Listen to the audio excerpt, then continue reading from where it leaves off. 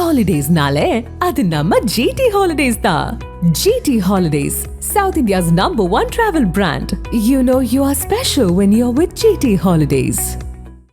மருத்துவம் முதல் பொறியியல் வரை உங்கள் கனவுகளுக்கு சரியான முகவரி Indira group of educational institutions. Call 9841385858. படம் நல்லா தான் இருந்துச்சு. விஜய் கடைசியாக போகிறாரு, அதுதான் கொஞ்சம் எமோஷனல் ஆச்சு. மிச்சலாம் டைட்டில் கார்டு எப்பயுமே நல்லா தான், 2 தடவை போட்டாங்க, நல்லா தான் இருந்துச்சு. அந்த இன்டர்வலுக்கு முன்னாடி ஃபைட் சீன் இருக்கும், அதுதான் பெஸ்ட்டாக இருந்துச்சு. ஆமாம், அது நல்லா தான் இருந்துச்சு. இருந்தாலும் ஒரு மாதிரி எமோஷன் ஆகிடுச்சு கொஞ்சம். ஆமாம், கொஞ்சம் கடைசியில் சினிமா விட்டு போகும்போது அது ஒரு ஃபீல் இதாகிடுச்சு. அதனால இருந்தாலும் கொஞ்சம் அது கொஞ்சம் வித்தியாசம் இருக்குது. லீக் ஆனால் கூட கொஞ்சம் டிஃப்ரெண்ட்டாக இருக்குது. அதை பார்க்கறது நல்லா தான் இருக்குது. தேட்டரில் அந்த சவுண்டோட பார்க்குறதுக்கு கொஞ்சம் நல்லா இருக்கும்ல, அந்தமாரி தான். தளபதிக்காக பார்க்கலாம்.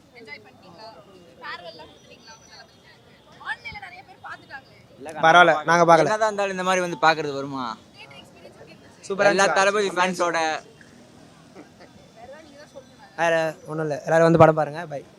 சூப்பர் படம்க்கா, அடிச்சிக்கவே முடியாதுக்கா. அப்படி இருக்கா, எல்லாம் அழுகுறாங்கக்கா உள்ள. ஆமாக்கா, ஆமாக்கா, சூப்பராக இருக்குக்கா. மனசு குளுன்னு இருக்குக்கா. ஆமாக்கா, அழுகுறாங்கக்கா. எல்லாம் இவனா கண்ணு கலைங்க அழுகுறாங்கக்கா.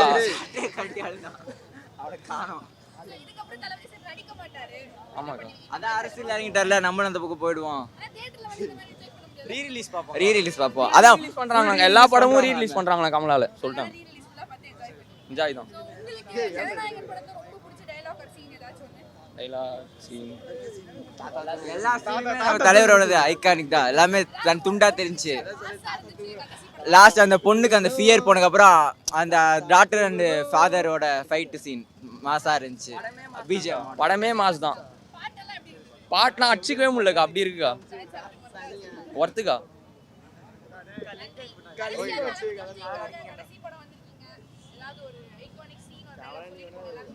டைலாக் இருந்தா சொல்லிடலாம்க்கா. அங்கே எக்கச்சக்க டைலாக் இருக்குனால அதெல்லாம் அடிச்சிக்க முடியாதுக்கா. டாப் கிளாஸ்க்கா, எல்லாமே மாஸ். படமே மாஸ் தான். நீங்கள் வீட்டில் பார்த்தாலும் இதோட மாஸாக இருக்காது, ஆனால் இருக்கும். மாசு கிளாஸு ரெண்டுமே 50% இது பகவந்த் கேசரி, 50% வந்து ஹெச் வினோதோட ஸ்கிரிப்ட். ஏன்னா நீங்கள் வந்து பகவந்த் கேசரி நான் ஃபஸ்ட்டு பார்த்துருக்கேன். அது பகவந்த் கேசரியோட இதுவும் இருக்குது அடாப்டேஷன், அதுதான் சப்ஜெக்ட் மேட்டரு. ஆனால் அந்த பாபி தியோல் சீன்ஸ் தான் ஸ்க்ரீன் பிளே நல்லா ஒர்க் பண்ணியிருக்காங்க, பயங்கர ஒர்க் பண்ணியிருக்காங்க. இன்னைக்கு தான் வரேன். நான் சத்தியமாக பார்க்கல. நான் முதல்ல சொல்லிடுறேன், நான் தியேட்டர் வாட்சர். தியேட்டரில் அந்த ஊஃபரில் பார்த்து அந்த டால்பி சரௌண்டில் பார்த்து தான் எனக்கு பிடிக்கும். வெறித்தனம்மா, அது படமே வெறித்தனம். படத்தில் அதுக்கு மேலே என்னத்தை நம்ம எக்ஸ்பெக்ட் பண்ணுவோம்? லேகே இல்லையே ஒரு இடத்துல கூட. எனக்கு பகவந்த் கேசரி பிடிக்கும். அதுக்கு நம்ம வந்து நல்ல வேளை அந்த பகவந்த் கேசரியில் வர மாதிரி ஜான் விஜய் எல்லாம் கொண்டு வராமல் இருந்தாங்க. ஜான் விஜயை கொண்டு வந்து பலையா மாதிரி ஃபர்ஸ்ட் ஹாஃபில் லாரியில் வந்து அதெல்லாம் இருந்து தானே ஓட்டியிருப்பாங்க. அது இல்லாததுனால தான் படம் இந்த லெவலில் நிற்கிறது.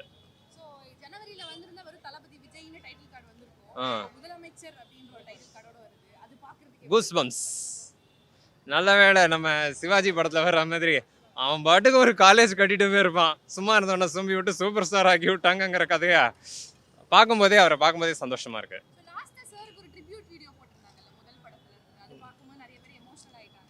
அவரோட கரியர்மா அது, நம்ம அதில் வந்து தலையிடக்கூடாது. நான் வந்து ஒரு மூவி வாட்சர். நான் இப்போயும் அந்த ரிவ்யூவில் அதான் சொன்னேன், நான் வந்து ஒரு மூவி வாட்சராக நான் பார்க்குறேன்.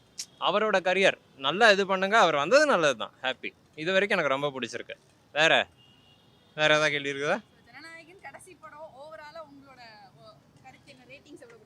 5க்கு கொடுக்கணும்னா நான் வந்து 4.5 கொடுப்பேன். ஏன்னா வந்து நீங்கள் தான் பார்க்கணும். ஏன்னா ஏ சர்டிஃபிகேட் அவங்க கொடுத்துட்டாங்க, சென்சாரில் ஏ சர்டிஃபிகேட் கொடுக்கலாம். ஆனால் நீங்கள் அந்த பகவந்த் கேசரிக்கும் இதுக்கும் பார்த்தீங்கன்னா அந்த good touch bad touch scenes. இப்போ நீங்கள் என்ன ஒரு இன்டர்வியூ எடுக்கிறீங்க, நீங்கள்லாம் எவ்வளோ தைரியமாக இருக்கணுங்கிறதுக்கு தான் அந்த படம், ஓகேவா? அந்த குட் டச் பேட் டச் சீன்ஸை மட்டும் லேடிஸ் உமன் எம்பவர்மெண்ட்லாம் நல்லா சொல்லியிருக்காங்க. இந்த வருஷத்துலேயே வந்ததுலேயே பிளாஸ்ட்டும் பிடிச்சிருக்கு, இது பயங்கரமாகவே இருக்குது படம். நன்றி.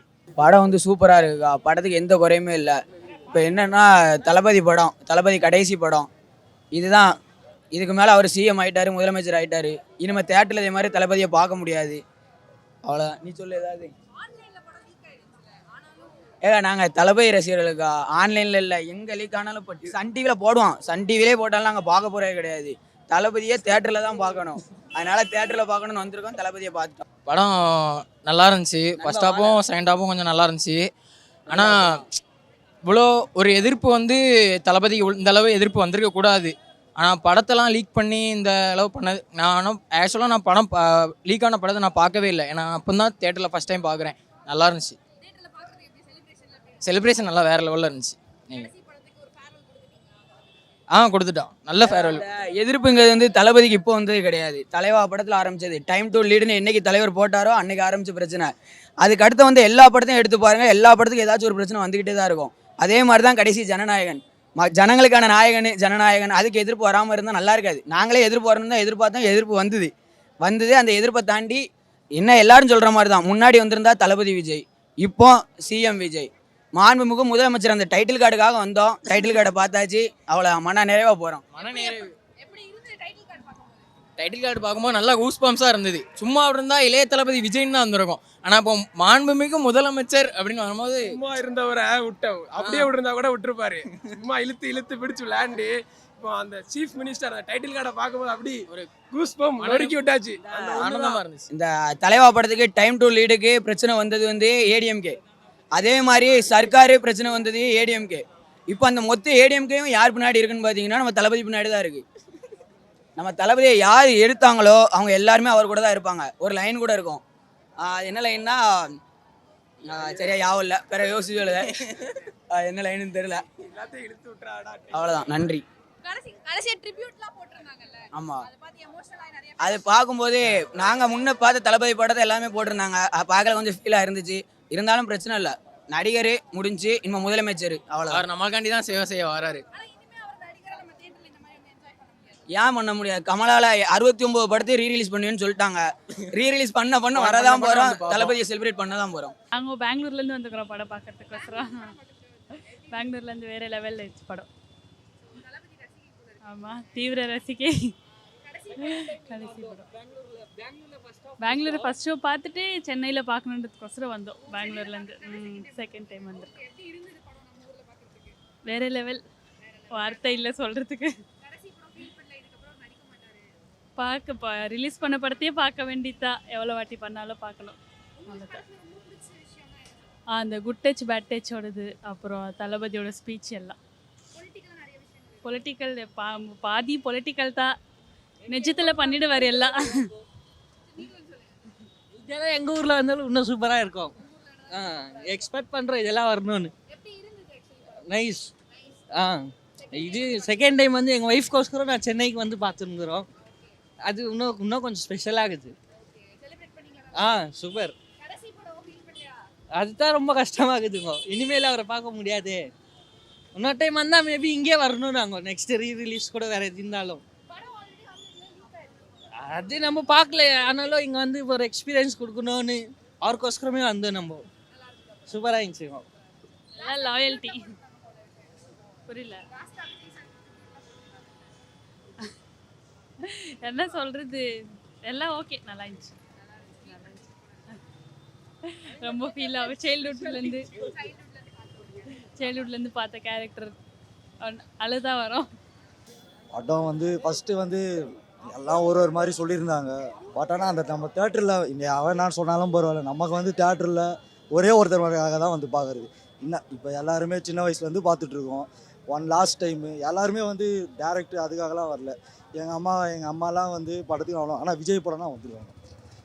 இப்போ கூட எங்கள் அப்பா காசு கொடு விஜய் படத்துக்கு போகிறேன்னா எதுவுமே சொல்ல மாட்டாங்க. இத்தனை வருஷமாக நடிச்சிருக்காரு லாஸ்ட் டைமு, அதுதான் கஷ்டமாக இருந்தாலும் இப்போ அவர் வராரு நமக்காக, அது இன்னும் கனெக்ட் ஆகுது. நம்ம அவர் கூட அவர் மேலே வச்சுருக்க பாசம் வந்து இன்னும் கனெக்ட் ஆகுது. எல்லாருமே லாஸ்ட் டைம் இருந்தாலும் இப்போ நம்ம கூடவே இறங்கி நமக்காக ஒருத்தர் இருக்கான்ற ஒரு மாரல் சப்போர்ட் மாதிரி ஃபீல் பண்ணுறோம். அவன் லீக் பண்ணிட்டோங்க, தலைவா கூட தான் ரிலீஸ் ஆச்சு. எங்கே இது வரைக்கும் லீக் ஆச்சுன்னு தான் தெரியல, அதெல்லாம் தெரில. தேட்டரில் பார்த்துமா தளபதி படம் எந்த ரீரிலீஸ்னாலும் தேட்ரு தான். விஜய்னாலே தேட்ரு அது பார்த்தா தான் அந்த ஒரு எமோஷனல் கனெக்ட் அவரு கூட. இது